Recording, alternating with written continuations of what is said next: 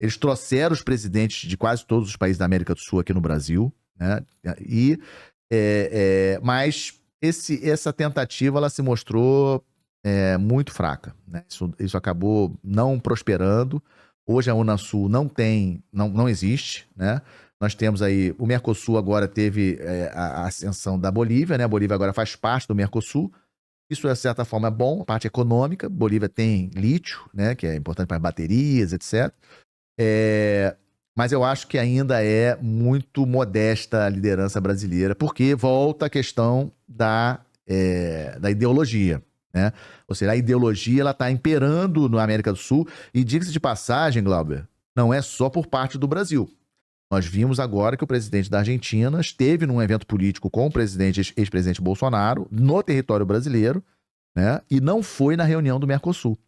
Então, também o presidente da Argentina também não está dando um bom exemplo, na minha opinião, né? Ou seja, abstrair da questão ideológica, independentemente de quem está no governo dos países, olhar a questão da América do Sul geopoliticamente. Você imagina com a quantidade de riquezas que a América do Sul tem, água, alimentos, energia, lítio, etc., se os países da América do Sul estivessem coordenados. Muita gente chega para mim e fala assim, comandante, e a China agora está criando porto lá no Peru, vai inaugurar agora o porto de Xangai, que é um porto enorme lá no Peru, inclusive o Xi Jinping deve ir na inauguração, falam que o Xi Jinping vem para a inauguração lá no Peru, e aí eu fico perguntando o seguinte, vai fazer o quê? Ou seja, né, a gente que tinha que estar... Quem tem que extrair o lítio, ou ajudar a Bolívia a extrair o lítio da Bolívia, é uma empresa brasileira, uma Vale, uma empresa brasileira, e não Rússia ou China. Então nós temos que aumentar o nosso comércio bilateral aqui, incrementarmos a integração física mesmo, né, da região, ou seja, a interligação viária, estradas, né, estradas de ferro, etc., para ligar ao Pacífico, chegar no Chile, chegar no Peru, etc., Logicamente, nós temos aí a fronteira, o obstáculo da Cordilheira dos Andes, né, que é um obstáculo físico, mas hoje, com toda a tecnologia de engenharia, a gente consegue aí fazer estrada e estrada de ferro, etc., para levar aí... Você imagina, Glauber, a gente conseguir levar a carga do Centro-Oeste de cereais, etc., para Porto do Chile ou Porto do Peru diretamente, sem precisar vir para Santos, para Paranaguá, ou seja, lá do meio já ia para lá, e poder atender todo o mercado da América do Sul, da costa pacífica, né, do Pacífico. Sim. Então, acho que a gente tem que incentivar essa união sul-americana, uma integração dos países. Outra coisa, narcotráfico, crimes transnacionais, eu sei que você de vez em quando recebe aqui no canal alguns entrevistados ligados a essa área de crimes transnacionais, narcotráfico, etc., proliferação aí de grupos grupos criminosos. A América do Sul tem esse problema, sério, né? Sim, sim. Outro dia o Paraguai acabou, acho que semana passada, né? Fez a maior apreensão aí da história de entorpecentes.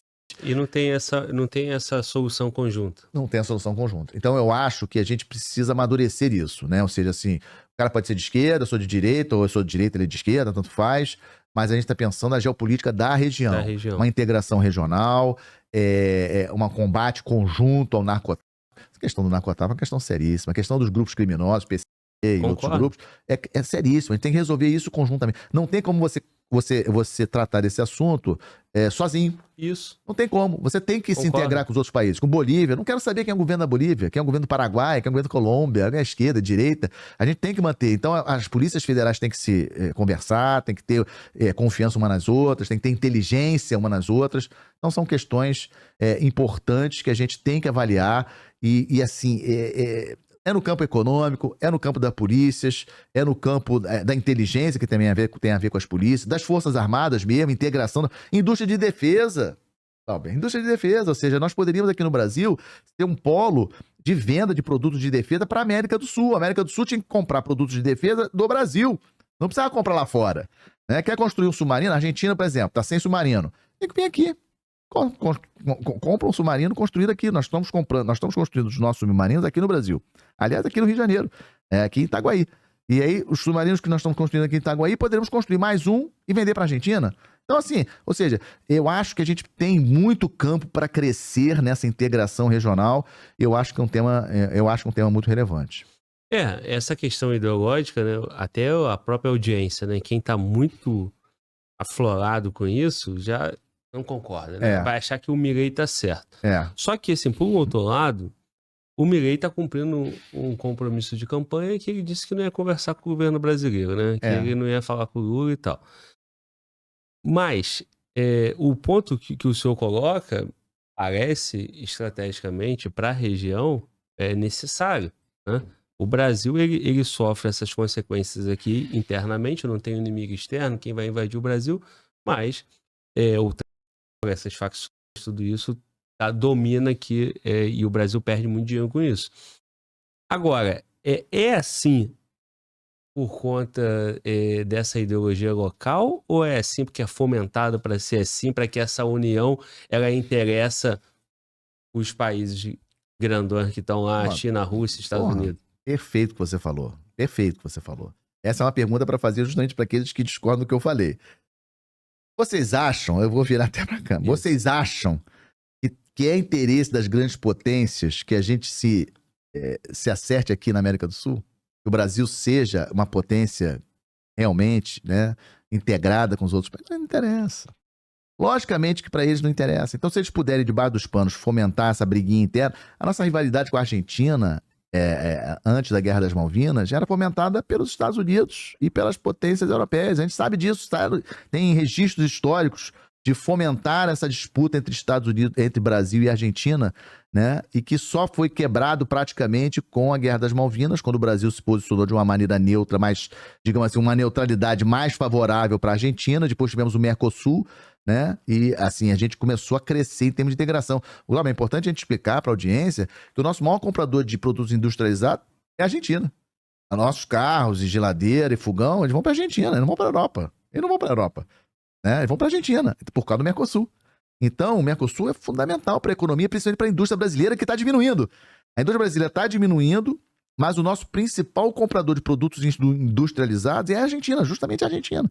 Então, o Milei tem esse discurso, né? Tá vendo uma promessa de campanha, etc. Mas assim, olha só, você não precisa ser amigo do cara, não precisa ir na casa do cara.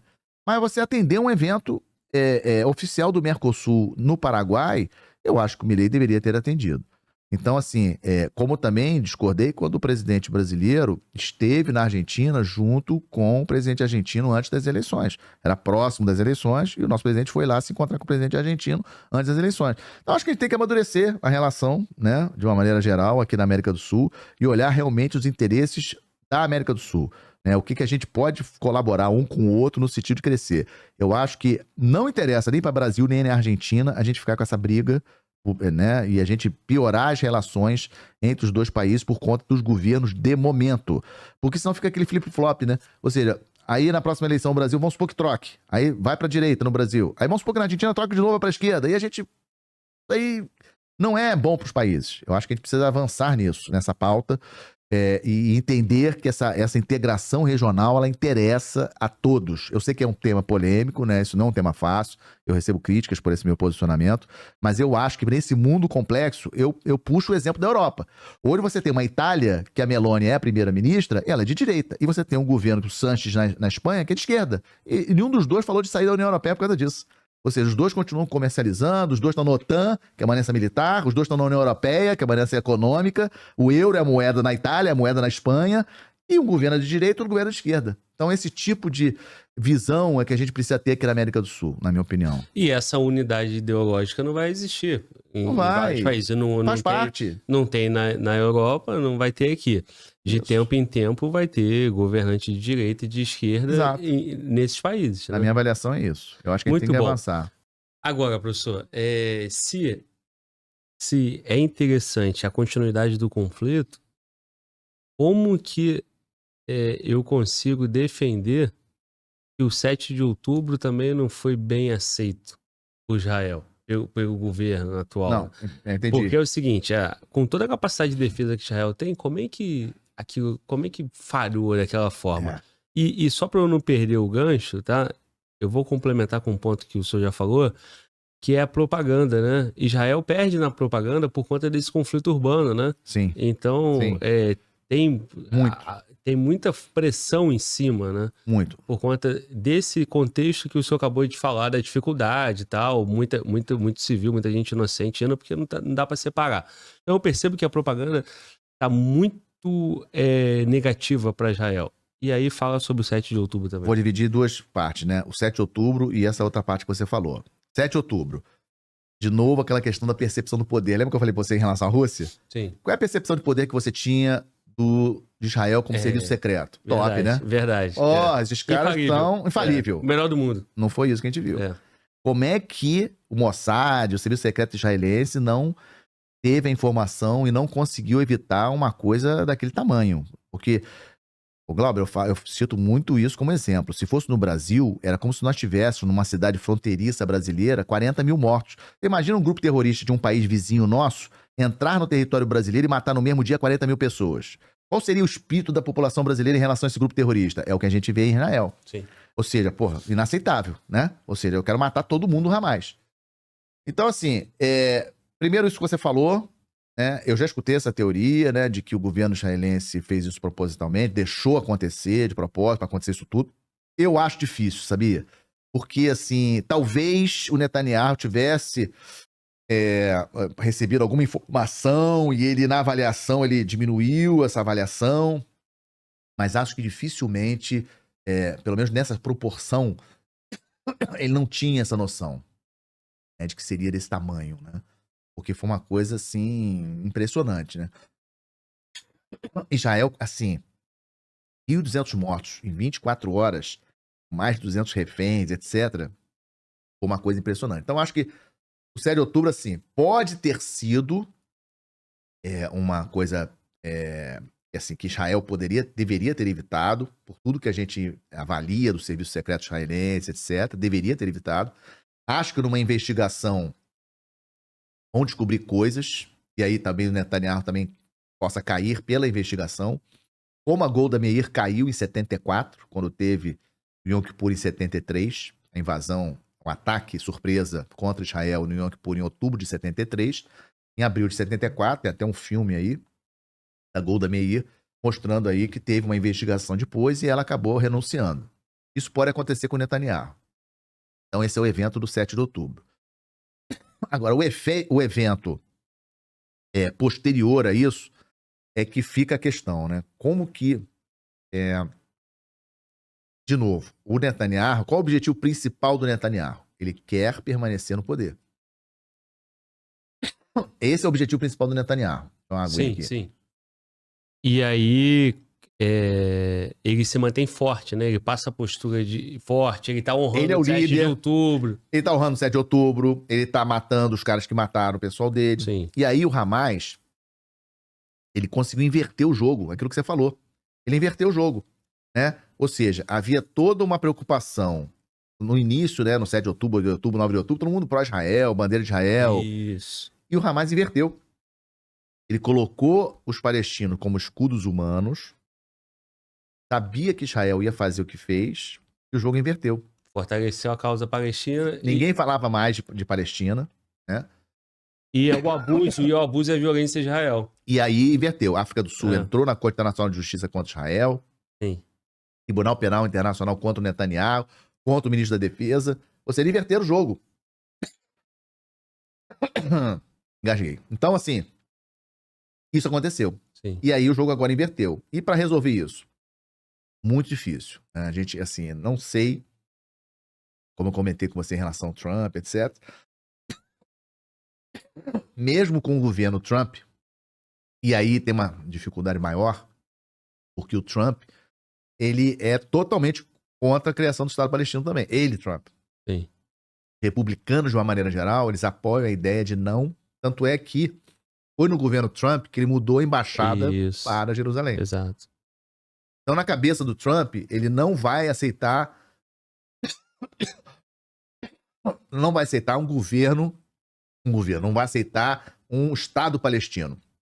Só que, Glauber, aquilo que eu falei no início, eu analisando a situação, eu sei que tem amigos judeus meus até chateados comigo por essa posição, eu não vejo uma solução para aquela região sem a criação do Estado palestino. Eu não consigo ver. Você vai ter sempre 5 milhões de palestinos ali, uma situação né? Não é uma situação efetivamente, né? Ou seja, uma situação efetivamente regular, né? Vai ser um grupo dentro de um país, no caso de Israel, sem ser realmente um cidadão israelense.